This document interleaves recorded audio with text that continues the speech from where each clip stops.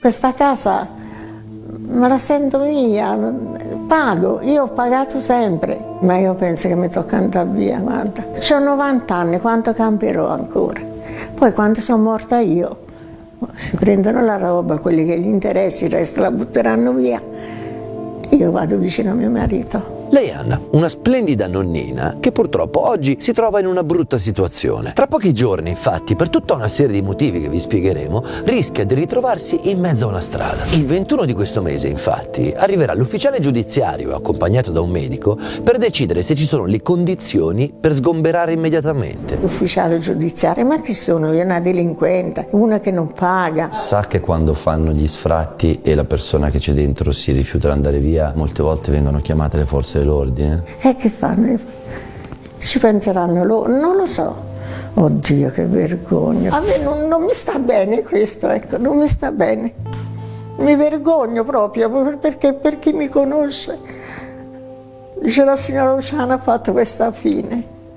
Sono stati i figli, Andrea e Donatella, a scriverci chiedendo un aiuto. Buongiorno! Buongiorno! Come va, signora? Insomma, Per prima cosa, visto i tempi e la sua età, ci teniamo a farla stare tranquilla. Ovviamente sono vaccinato, però per scrupolo ho appena fatto un altro tampone e sono negativo. Ma partiamo dall'inizio. Lei e suo marito si sono trasferiti in questa casa tanto tempo fa. 43 anni. Mio marito, quando gli hanno offerto questo appartamento in affitto, dissero: guarda Ciro, da qui non ti manderà mai via nessuno. Così Anna e Ciro decidono che questa sarà la loro casa. Adesso il marito non c'è più Eh no, purtroppo. e lei con suo marito ovviamente ha sempre vissuto qui. Sì, E guardandosi attorno si capisce subito che sia la casa di una vita. Ogni stanza è piena di ricordi, foto, mobili antichi, ma non era mica così la prima volta che ci sono entrati. penso in cucina c'era un camino, che spaccavano la legna, le porte tutte scritte contro Dio, e in terra tutto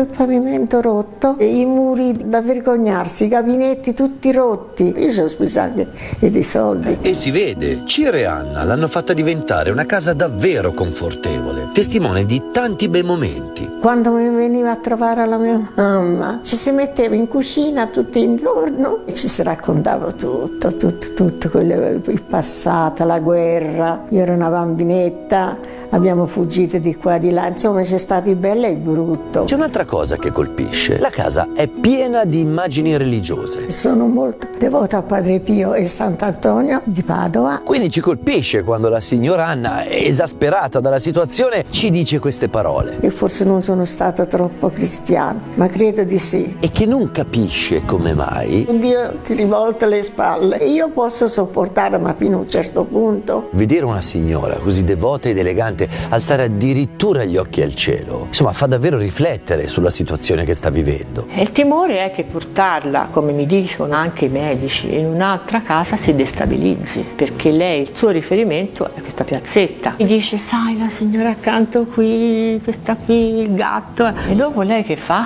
Che non esce di casa, io ho paura che mi va in depressione e magari si lascia andare, capito? Io l'ho detto ai miei figlioli, forse mi ammazzerò prima di uscire da questa casa. Non lo dica neanche per scherzo. Sì, a 90 anni non si esce da una casa dopo 43 anni a fare che andare a morire in un'altra casa. Io sono abituata qui. Quindi anche se le proponessero una casa più grande, più moderna, più bella, No, non mi con un interessa. giardino, con le No, cose. non mi interessa, perché questo è il mio nido. Qui me la sento mia la casa. Da cui, tra l'altro, essendo invalida, non esce da tantissimo tempo. 10 anni che ho avuto mio marito malato, poi ho incominciato la mia vecchiaia, ho dovuto mettermi le protesi alle ginocchia, poi ho avuto una depressione. La forza gliela diamo noi, ma bisogna molto su, molto. Non lo so, io ho paura perché sono vecchia, non ho la forza di prima. Tutto inizia 4 anni fa, quando la casa della signora Anna, dopo essere passata di proprietà per un paio di banche, viene acquisita da Investire, un grosso fondo di investimenti immobiliari con un patrimonio di oltre 7 miliardi di euro. E dopo qualche tempo È arrivata l'intimazione di sfratto. la società vuole subito liberare l'appartamento. Dice no, dovete andare via perché mettiamo in vendita l'appartamento perché ne abbiamo tante e dobbiamo vendere. Anna e i suoi figli, preoccupati, fanno subito una controproposta. E loro potessero vendere questo appartamento con gli inquilini dentro. Anche perché, da quello che ci dice la signora Anna, L'appartamento che è di fronte a questa veranda sono 20 anni che sfitta. E quell'appartamento è sempre di proprietà della società? Ora hanno comprato tutto loro. ma non è tutto, perché oltre a essere sfitto, è in vendita da ben 4 anni. Il prezzo lo si legge fuori dalla finestra, sono 120.000 euro. E ancora non l'hanno mai venduto? No. Forse stiamo dicendo una cosa che per carità non è il nostro lavoro, Per tutta una serie di motivi a un investitore farebbe più comodo comprare, mantenendo comunque la signora come affittuaria. Certamente. In questo modo avrebbe una rendita sicura, peraltro non male. Poi noi saremo disposti anche a venire incontro aumentandoci l'affitto, cioè paghiamo già 565 euro, diventano 800. E la proposta di aumentarsi l'affitto l'hanno fatta anche alla società proprietaria. Però entrambe le proposte sono state bocciate. immagino voi non siate nella condizione invece di comprare. No, perché mia mamma non credo che a 90 anni le possano fare un contratto di mutuo. Neanche noi figli non siamo in condizioni di poter acquistare un appartamento. Diciamo che Andrea sta qui apposta perché non può permettersi di pagare un affitto. Che sia chiaro, non c'è nulla di sbagliato nelle pretese di questa grossa società. Giuridicamente hanno tutte le ragioni. La proprietà privata è un diritto e ognuno può disporre di quello che ha come meglio crede. Però ritengo anche che ci voglia un'etica che ci deve guidare nelle nostre azioni, che rende una società forse migliore. Dato che ho capito che fino ad oggi i vostri interlocutori sono stati gli avvocati di questa società, Sì. può essere che ragionevolmente chi sta al vertice non conosca nel dettaglio questa situazione, né le esigenze di vostra mamma, né le caratteristiche di questo appartamento. È corretto? Sì, io so che non l'hanno mai visto. No. Ok, allora forse quello che potremmo fare noi è andare a raccontare a questi signori come stanno le cose. Prima di andare, però, la signora Anna ci lascia un messaggio da recapitare ai vertici della società. Sentite, lasciatemi qui per favore, non mi fate morire prima del tempo. Io in ricordo vi lascio questa copertina fatta a mano l'uncinetto. È un ricordo, non ha valore, fatta dalle mani di una persona sincera e onesta. Mettetela sul letto, sui piedi quando ti fa freddo. Te lo do volentieri, poi fate voi. Al vostro buon cuore. E mentre siamo lì, ci arriva una telefonata inaspettata. Pronto? Matteo Viviani? Sì, chi parla? Sono Domenico Bilotto. Proprio il direttore generale della società che possiede l'appartamento. Per farvi capire bene, qui dobbiamo fare un passo indietro. Prima di andare dalla signora, ci eravamo fatti raccontare per telefono tutta la storia e subito avevamo cercato di metterci in contatto con i vertici di Investire. E dopo molti tentativi, eravamo riusciti a parlare con l'amministratore delegato, a cui abbiamo spiegato vagamente la situazione. Guardi, mi ci faccio ragionare. Noi generalmente non parliamo con la stampa, però. Che dopo un'iniziale titubanza ci aveva lasciato con questa frase. Mi dà un paio di giorni per pensarci? Va bene. Ed è così che il giorno dopo, mentre siamo in casa della signora Anna, riceviamo la telefonata dal direttore generale. Devo dire che noi vi incontriamo volentieri. E meno di 24 ore dopo, eccoci nella loro sede nel pieno centro di Milano. Ci fanno accomodare e passati pochi minuti... Buongiorno. Buongiorno. Lei sa perché siamo qui? Diciamo che ho qualche indizio, per cui spero di essere preparato. E qui, per prima cosa, gli facciamo vedere il messaggio della signora Anna. Questa casa me la sento mia,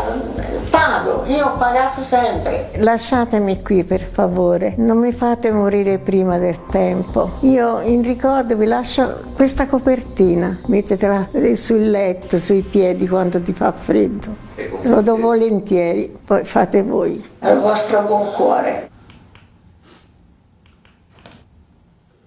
Quando ci avete chiamato, devo dire che un po' siamo trasaliti perché abbiamo grande rispetto per la situazione delle persone. In questo caso specifico ci troviamo però in una situazione di vita del fondo che è quella della liquidazione. Noi siamo costretti a liquidare il fondo, quindi a chiuderlo e a liquidare tutti gli asset. Sinceramente non è un buon inizio, perché il direttore ci fa subito capire che i soldi che loro hanno investito nella casa di Anna fanno parte di un fondo che deve chiudere e quindi anche quella casa va subito venduta. Ma il direttore continua. I nostri colleghi si sono prodigati per cercare di trovare una soluzione. In realtà il 22 arriva l'ufficiale giudiziario. Noi abbiamo cercato di aiutarla, abbiamo parlato anche col figlio. Nel giro di 2 mesi volevano la casa. C'è stata una chiusura totale. E siamo personalmente dispiaciuti della situazione. Noi dobbiamo vendere la proprietà. Il nostro dovere è tutelare gli interessi capitali che ci vengono affidati. Oh, Che vi dobbiamo dire? Questa è l'ultima risposta che avremmo voluto sentire. Ma adesso chi glielo dice la signora Anna?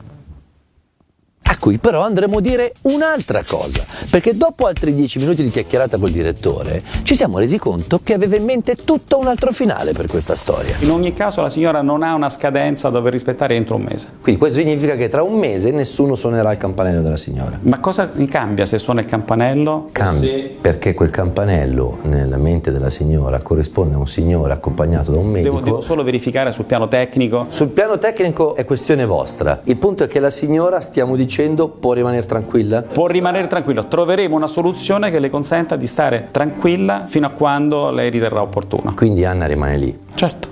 Siamo sicuri? Siamo sicuri. Signora Anna, stia tranquilla, faremo di tutto perché lei sia serena fino a quando lo riterrà opportuno. Lei, non io. Il faremo di tutto, alla fine in 20 minuti abbiamo capito che equivale a una promessa. Lei potrà rimanere lì per tutta la vita, giusto? Certo.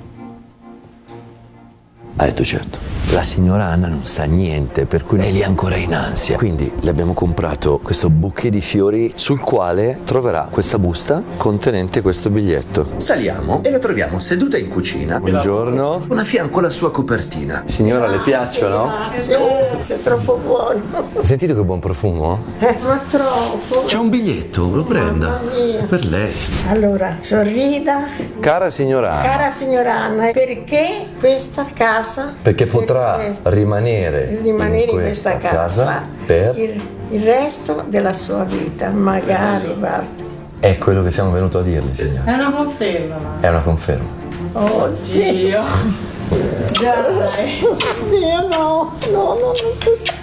Ma lo volete bene più che un figlio, guarda. Ma cosa dice? Ma avete fatto troppo, no, troppo. Davvero? Confermato. Non l'aspettavo. Ma come faccio a ringraziarlo? Non ci deve ringraziare, solo un bacino voglio. Ascolta, lo ricorderò sempre, lo ricordo nelle preghiere. Fatto.